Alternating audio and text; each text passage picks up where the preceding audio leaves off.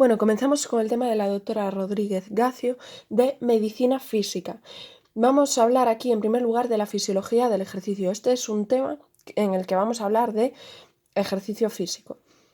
La fisiología del ejercicio es la ciencia que estudia, por un lado, las respuestas de los órganos, aparatos y sistemas del organismo humano durante el ejercicio físico.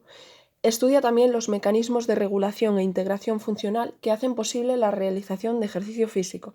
Y finalmente también estudia las diferentes adaptaciones, tanto estructurales como funcionales, que ocasiona la realización continuada de ejercicio o entrenamiento. En este sentido, hay que tener en cuenta que cuando vemos a pacientes que son deportistas y aparecen algunas alteraciones en determinadas pruebas, por ejemplo como un electro, hay que ser prudente y no pensar que esas adaptaciones son porque hace deporte, sino que puede ser una patología. La actividad física describe todo movimiento corporal que se produce mediante la contracción del músculo esquelético y que aumenta sustancialmente el gasto de energía. Por tanto, es todo lo que implica el movimiento, como caminar, realizar actividades ocupacionales, de tiempo libre y deportivas, desde las funciones más básicas hasta las más complejas. La contracción muscular es el proceso fisiológico en el que los músculos desarrollan tensión, se acortan o se estiran o permanecen incluso en la misma longitud por razón de un previo estímulo de extensión. Hay una energía química que se transforma en energía mecánica y térmica para el deslizamiento de las fibras de miosina sobre las de actina, para que ocurra la contracción muscular. Esto sería lo que es la fisiología del ejercicio. Vamos a hablar ahora de los sistemas energéticos. Cuando realizamos ejercicio, el músculo esquelético satisface sus demandas energéticas utilizando sustratos que proceden de las reservas del organismo, gracias a la ingestión diaria de nutrientes. Esto es lo que tiene que ver con el metabolismo celular. Los sustratos energéticos utilizados por el músculo son ácidos grasos libres, glucógeno, que va a ser el más importante, y glucosa. En casos de ayuno muy prolongado también se podrían utilizar las proteínas, pero no es lo más frecuente. Por tanto, ácidos grasos libres, glucógeno y glucosa. La energía necesaria está acumulada en las células en forma de ATP, que no está en ellas continuamente, por lo que hay que resintetizarlo. Para resintetizar este ATP existen tres mecanismos, que son los sistemas energéticos básicos. Por un lado, tenemos dos sistemas anaeróbicos y uno aeróbico. Los anaeróbicos son el sistema ATP-PC o sistema fosfocreatinina. El otro anaeróbico es la glucólisis anaerobia o sistema del ácido láctico. Y el que todos conocemos, el sistema aeróbico, es el sistema aeróbico u oxidativo del ciclo de Krebs. Por tanto, tenemos dos sistemas anaeróbicos. Uno es aláctico, que sería el de la fosfocreatina, y otro es anaeróbico láctico, y por otro lado el sistema aeróbico. Entre ellos hay diferencias. En el de la fosfocreatina, el sustrato es la fosfocreatina y el ATP. En el del láctico, el sustrato es el glucógeno. Y en el aeróbico, el sustrato es la glucosa y los ácidos grasos. En cuanto al almacén del ATP, pues en el de la fosfocreatina es el músculo, en el láctico también es el músculo y en el aeróbico son el hígado y el tejido adiposo. La utilización en los anaeróbicos es rápida y en el aeróbico es lenta. La energía en el anaeróbico aláctico, o sea, el de la fosfocreatina, la energía es limitada, dura unos segundos. En el del láctico también es limitada y dura unos minutos. Y en el aeróbico, cuando depende de glucógeno, dura unos 70 minutos y la de los ácidos grasos puede durar hasta 70 horas, ¿vale? En cuanto al oxígeno, pues obviamente los anaeróbicos no utilizan oxígeno y el aeróbico sí. Estas serían las principales diferencias. Vamos a tratar ahora la respuesta cardiovascular al ejercicio. El principal objetivo es la adaptación del sistema cardiovascular para adecuar la irrigación sanguínea de los músculos en contracción a las nuevas necesidades metabólicas del músculo esquelético. Es decir, el principal objetivo va a ser aumentar el aporte de oxígeno y de nutrientes necesarios para la generación de ATP. Durante el ejercicio intenso, los pulmones pueden necesitar absorber hasta 20 veces más de oxígeno hacia la sangre, lo cual se hace posible porque aumenta el número de capilares abiertos y aumenta el gasto cardíaco, incrementándose el flujo sanguíneo pulmonar, así como en el resto del cuerpo. Vamos a ir viendo lo que ocurre en las diferentes fases del ejercicio. En el inicio del ejercicio físico, aquí tiene lugar una disminución del tono parasimpático. El tono parasimpático es el que predomina en reposo, por tanto, cuando empezamos el ejercicio disminuye, ¿vale? Va a aumentar el consumo de oxígeno y va a aumentar el consumo de oxígeno al 50% de su máximo. Otra cosa que ocurre al inicio del ejercicio es que aumenta la actividad del simpático. En cuanto al corazón, pues aumenta la frecuencia, la velocidad de conducción del estímulo eléctrico y también la fuerza de contracción. Por tanto, va a aumentar la fracción de eyección y el volumen minuto. En los vasos sanguíneos se van a modificar las resistencias vasculares periféricas y esto tiene un efecto vasoconstrictor en los territorios inactivos, por ejemplo, tubo digestivo, y vasodilatador en territorios musculares activos. Hay una mayor redistribución del flujo sanguíneo hacia las áreas con mayor demanda de oxígeno, así como de nutrientes, y eso va a ser la fibra muscular. Cuando terminamos o cuando paramos de hacer ejercicio, lo que predomina es el parasimpático.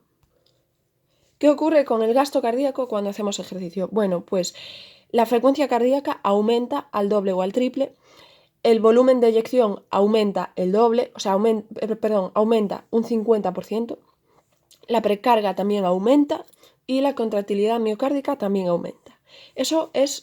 Son factores relacionados con el gasto cardíaco: frecuencia, volumen de eyección, precarga y contractilidad.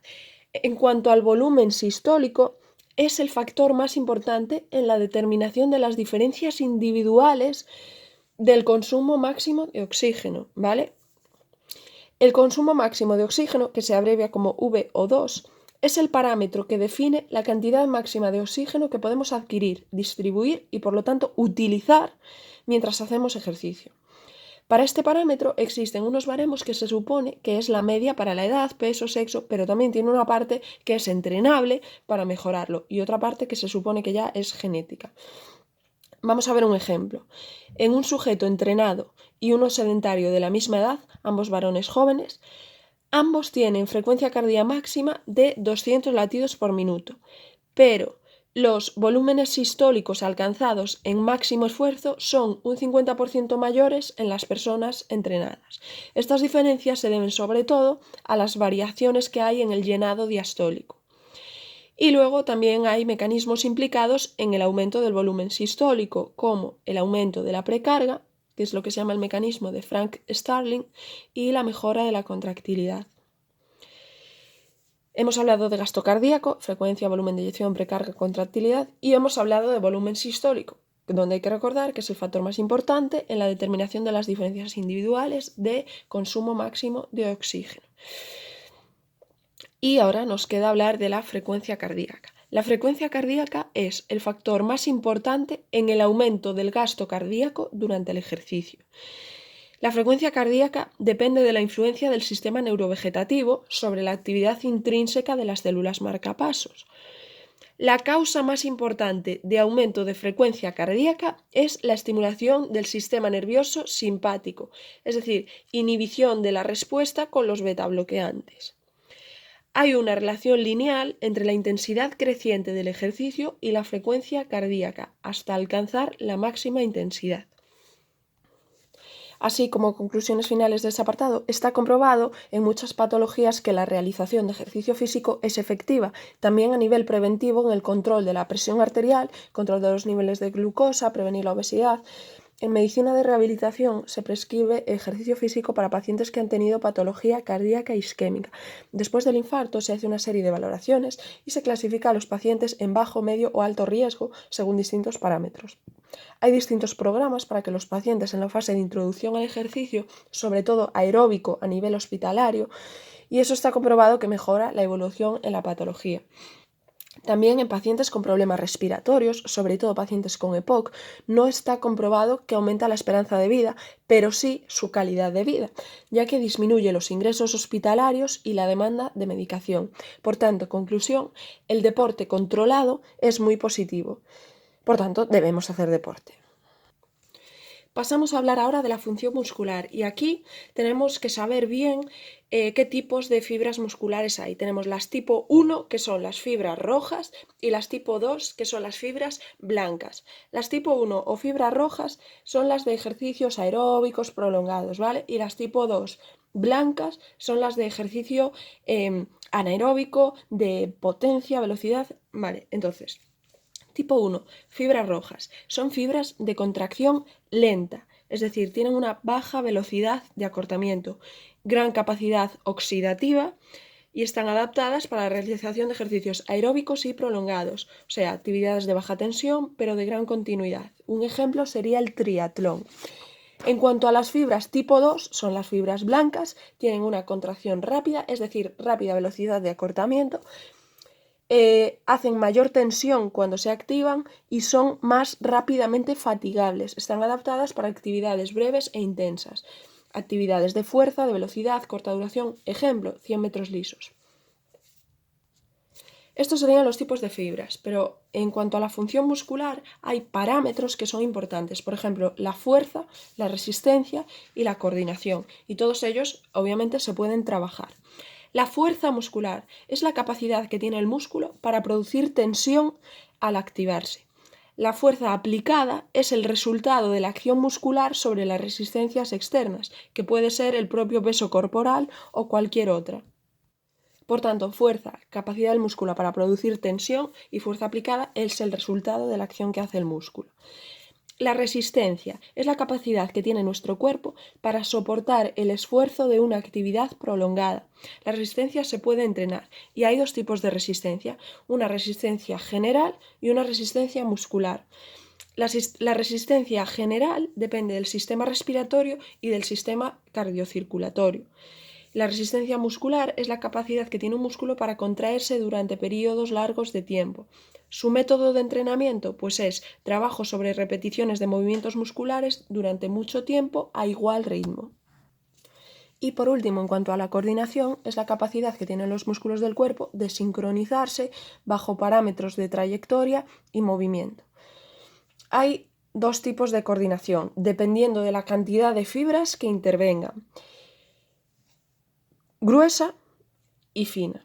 La coordinación gruesa incluye todos aquellos movimientos en los que interaccionan varios grupos musculares. Y luego la coordinación fina son todos aquellos movimientos en los que actúan pequeños grupos musculares, por ejemplo, el trabajo manual.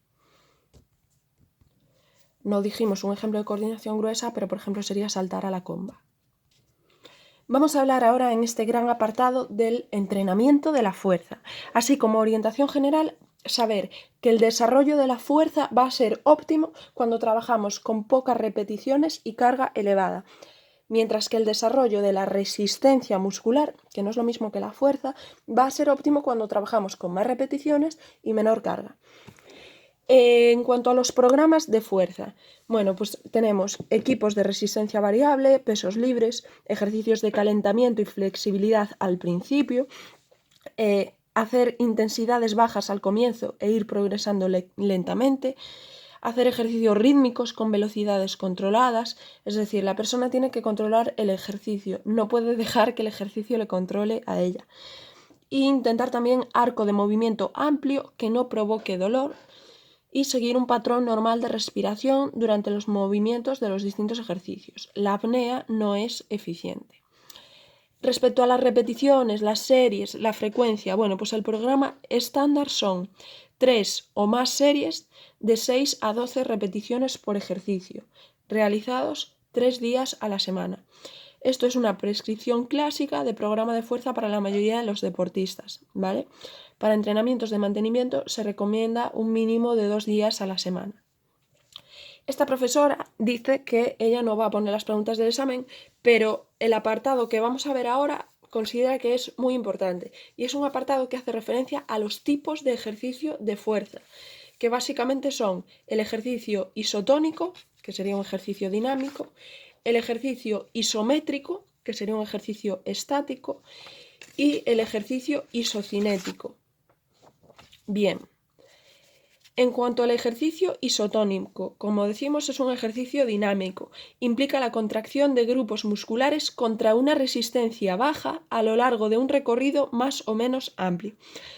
Durante la contracción muscular va a variar la longitud del músculo. Esto es una característica importante. Y el ejercicio isotónico tiene dos fases. Antes de decirlas, a ver, para pensar en un ejercicio isotónico, por ejemplo, sería con mancuerna hacer bíceps, ¿vale? Entonces, aquí estamos comprobando lo que acabamos de decir, que es que durante la contracción muscular varía la longitud del músculo. Cuando hacemos bíceps, al flexionar el músculo se acorta, al extender el músculo se alarga, ¿vale? Esto es un ejercicio isotónico. Bien, y ahora decíamos que tiene dos fases. Una fase concéntrica, que sería cuando hacemos la flexión del bíceps, y una fase excéntrica, que sería cuando hacemos la extensión. La característica es: fase concéntrica implica acortamiento, fase excéntrica alargamiento del músculo, ¿vale? Entonces, vamos a decir lo que pone aquí. Fase concéntrica. Se produce acortamiento general del músculo mientras genera tensión y se contrae ante una resistencia. Fase excéntrica. Se produce alargamiento de las fibras musculares a medida que se produce tensión. La resistencia es mayor que la fuerza generada. Además de esto, tenemos que saber que cada movimiento está integrado dentro de lo que se llama una cadena cinética. Y hay dos tipos de cadenas cinéticas, cerrada o abierta. Atendiendo a cómo se fijen los segmentos corporales, pues eso, las cadenas pueden ser cerradas o abiertas. Cada cadena influye de forma diferente en aspectos importantes como el control de gravedad, la estabilidad, la coordinación intermuscular, etc. Vamos a ver aquí un ejemplo de cadena cinética cerrada, que serían estos dos ejercicios. Vale, aquí se caracteriza porque la fijación del... O sea, nosotros nos estamos fijando al segmento distal del músculo y el que se va a desplazar es el segmento proximal, ¿vale? Es lo que vemos aquí. Pues ya veis, se están fijando ahí en las manos y se desplaza el bíceps, en ambos casos, o el hombro. Bien. Y luego, por ejemplo, este tipo de ejercicios, aquí lo que se está fijando es el segmento proximal del músculo y el que se desplaza es el segmento distal. Esto es lo que caracteriza a las cadenas cinéticas cerradas o abiertas. Respecto a la cadena cinética cerrada, los segmentos corporales que participan se encuentran prisioneros por un elemento externo. La extremidad se encuentra en contacto con el suelo u otra superficie y soporta el peso del cuerpo, por ejemplo, las sentadillas. En cuanto a la cadena cinética abierta, por lo que decíamos, se produce una fijación del segmento proximal y se desplaza al segmento distal. La extremidad no está en contacto con ninguna superficie y, por tanto, no soporta el peso del cuerpo. Recordad también esto: en las cerradas soporta el peso del cuerpo, en las abiertas no.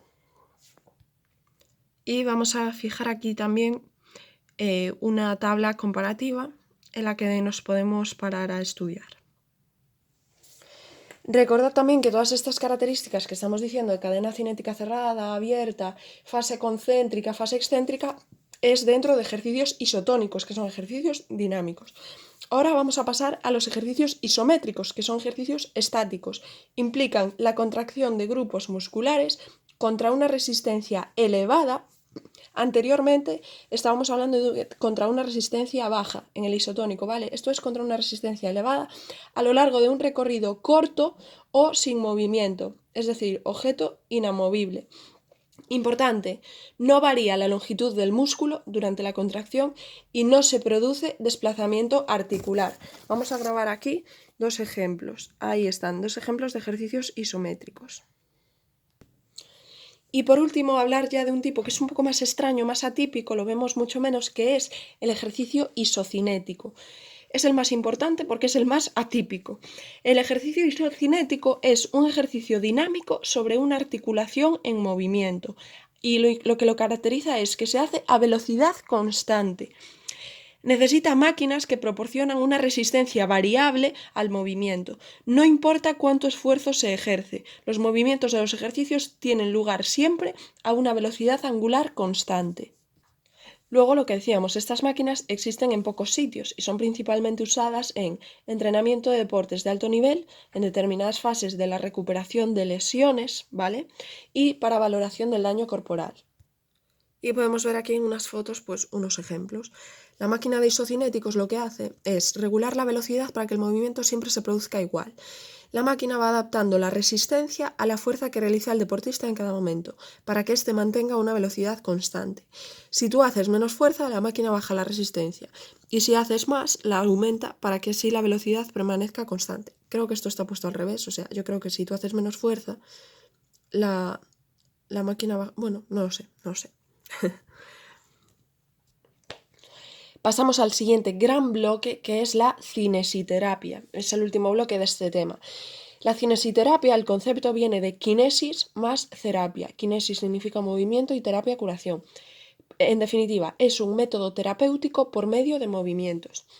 Los objetivos son evitar la retracción de estructuras blandas del tejido conectivo, mantener y mejorar recorridos articulares, trofismo y fuerza muscular, resistencia muscular, control y coordinación motora, y proporcionar estímulos nerviosos que consigan la relajación y eviten o disminuyan el dolor. Hay varias formas de aplicación. Tenemos la cinesioterapia colectiva. Está aplicada a varios pacientes con lesiones similares, o sea, ejercicios en grupo. Cinesiterapia individual, a una sola persona. Cinesiterapia pasiva. El fisioterapeuta hace el movimiento por el paciente. La activa, participa activamente el paciente. Cinesiterapia analítica, a una articulación determinada de forma selectiva, ¿vale? Eso sería la analítica. O cinesiterapia global sería a un segmento corporal. Empezamos por la cinesiterapia pasiva. Aquí no se realiza ningún movimiento voluntario, sino que se realiza mediante la aplicación de fuerzas externas al cuerpo afectado. Es útil cuando el paciente es incapaz de hacer ejercicio. Tipos de movilización pasiva. Pues tenemos la movilización pasiva manual, movilización pasiva mecánica, que esta utilizaría aparatos mecánicos que mueven la articulación, movilización articular autopasiva. Aquí el paciente hace el ejercicio sobre sí mismo. Y movilización pasiva forzada, por ejemplo, tracción articular o manipulación. ¿Qué principios de aplicación sigue la cinesiterapia pasiva? Bueno, tiene unos principios que son siempre mantener una correcta colocación del paciente y postura ergonómica del terapeuta, evitar provocar dolor, efectuar fijación proximal de la articulación que vamos a movilizar, realizar lentamente el movimiento con ligera tracción, mantener el eje y los planos de movimiento, es decir, hay que hacer movimientos fisiológicos. Intentar el recorrido articular en todas las direcciones posibles. Estos son unos principios fundamentales. Luego, ¿en qué casos está indicada la cinesiterapia pasiva? Pues en la fase preparatoria o complementaria de otro tipo de movilización, en afectaciones neurológicas tipo parálisis, pacientes en coma, o para corregir retracciones o restaurar el movimiento. Contraindicaciones son mucho más importantes que las indicaciones. Lesiones recientes de partes blandas, derrame articular abundante, infección o fiebre, hiperalgias y inestabilidad articular. Pasamos a los efectos de la cinesiterapia pasiva, pues es un estímulo para pacientes que no pueden realizar movimientos activos, provocando toma de conciencia del movimiento. Se realiza con pacientes conscientes, como por ejemplo un paciente que ha tenido un ACV. También mantiene la sensibilidad propioceptiva articular, mantiene la función neuromuscular, previene la retracción muscular, manteniendo los planos de deslizamiento entre músculos, huesos y fascias, permite tratar y evitar adherencias de cicatrices, sobre todo quirúrgicas, mantiene el trofismo del cartílago articular, evita la formación de adherencias articulares y favorece la oxigenación tisular y el retorno venoso. Vamos a ver ahora qué tipos de cinesiterapia pasiva hay. Tenemos por un lado la manual, la cinesiterapia pasiva manual. En esta podemos hacer movilización analítica simple o movilización analítica específica o movilización pasiva global. En la movilización analítica simple, lo que se intenta es mantener el recorrido de la articulación sin intentar ampliarlo. En la movilización analítica específica, está indicada ante limitaciones del recorrido articular, es decir, ni siquiera podemos mantener el recorrido de la articulación. La usamos cuando ya hay limitación del recorrido. Y luego está la movilización pasiva global, que es una movilización funcional de varias articulaciones, por ejemplo, una pierna. Esto sería la manual. Pasamos a la cinesiterapia pasiva mecánica. Esta se realiza mediante dispositivos mecánicos, no presenta diferencias con los sistemas manuales, precisa largos tiempos de aplicación, también un enfermo colaborador y puede ser suspensioterapia, paleoterapia, tracciones, ¿vale? Serían ese tipo. Pasamos a la cinesiterapia pasiva autopasiva. Es la movilización articular realizada por el propio paciente. La extremidad sana ayuda a movilizar la extremidad afecta. Puede ser de forma manual o de forma instrumental, por ejemplo, paleoterapia. Y luego tenemos la cinesiterapia pasiva forzada. Como ejemplo, tracción articular. Serían esfuerzos sobre articulaciones con el fin de disminuir las presiones articulares, es como una separación de las dos superficies articulares. Esto lo utilizamos en cervicalgias. Y los efectos que tiene esto serían descompensación, o sea, separación virtual articular, y ya está. Con esto se termina el apartado. Se termina el apartado de la cinesiterapia pasiva. Ahora vamos a ver la cinesiterapia activa. Consiste en ejercicios realizados por el paciente con sus propias fuerzas, de forma voluntaria o automática refleja, lo que requiere la participación del sistema nervioso, con fines terapéuticos locales, regionales o generales. Los objetivos de la cinesiterapia activa son recuperar o mantener la función, el tono, la potencia, la resistencia muscular, recuperar el máximo recorrido articular, evitar rigideces articulares y mejorar la coordinación, aumentar la destreza y la velocidad del movimiento. Tipos de cinesiterapia activa. Pues tenemos la asistida, la libre y la resistida. Cinesiterapia activa asistida. Se lleva a cabo mediante técnicas manuales o instrumentales con el fin de favorecer el movimiento articular. Aquí el paciente no es capaz de realizar el ejercicio que provoca movimientos en contra de la gravedad. Se le va a facilitar el movimiento. La ayuda la puede facilitar el propio paciente, el fisio o aparatos o medios mecánicos, poleas, planos deslizantes, inmersión en agua, etc. Entonces, una cinesiterapia activa asistida es aquella donde el paciente no es capaz de realizar un ejercicio que provoca movimiento contra la gravedad y tiene que ser ayudado. ¿Qué es la cinesiterapia activa libre? Bueno, pues aquí el paciente ejecuta el movimiento de los músculos afectados sin ninguna ayuda. Con esas movilizaciones lo que se pretende es mantener el recorrido articular, la fuerza, el tono y la coordinación. Por último, en cuanto a la cinesiterapia activa resistida, los movimientos se realizan tratando de vencer una resistencia que opone el fisio o una resistencia mecánica con sus manos o con instrumentos. La contracción se efectúa en contra de resistencias externas y es el mejor método para aumentar la potencia y el volumen muscular. La cinesiterapia activa resistida puede ser manual o mecánica. La manual, el fisioterapeuta aplica la resistencia de forma manual. Es indispensable que el paciente participe activamente. En la mecánica se utilizan aparatos o sistemas tipo pesas, muelles, resortes o poleas para oponer la resistencia. ¿Cuándo está indicada una cinesiterapia activa, sea del tipo que sea? Pues en afecciones del aparato locomotor, pues atrofias, retracciones, hipotonías, contracturas musculares, secuelas de traumatismos, etc. O sea, aparato locomotor. Patología articular, ya sea degenerativa, inflamatoria o rigideces. Patología ortopédica. Pacientes neurológicos con afectación del sistema nervioso central o periférico. Pacientes amputados. Aquí hay que valorar al paciente en sus actividades básicas de la vida diaria, la edad, las comorbilidades y se trabajará la musculatura que estará implicada en el uso de la prótesis. Estas son las indicaciones, por tanto, aparato locomotor, articular, ortopédica, neurológicos y amputados.